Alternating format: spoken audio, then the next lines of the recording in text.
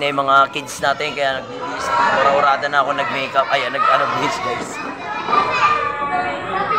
Ay, naririnig nyo ba guys? Ay, yung dami oh. Mag-start na kami, alas 11 daw. Ay, alas 10 yung par. Mga ano sila, mga naka-uniform pa galing school.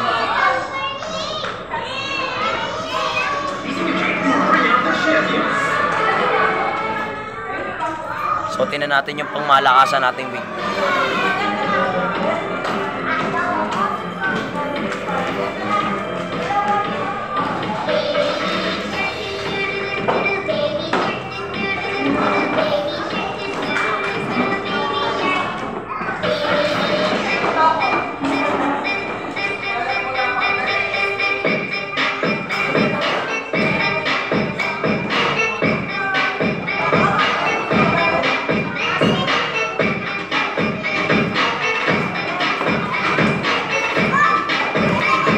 Siyempre, kabit na rin natin yung isa para mas maganda guys. Gusto ko, mas komportable ako pag dalawa yung ano natin, wig, para mas maganda tignan.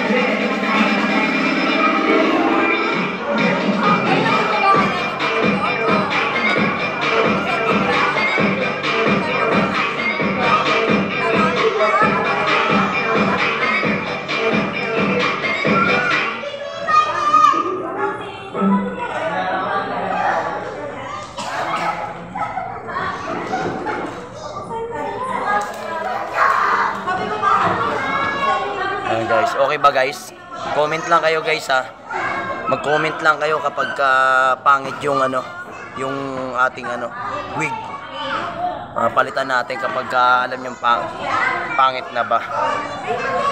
Pangit yung nagsusuot, no? hindi yung wig ang pangit yung nagsusuot.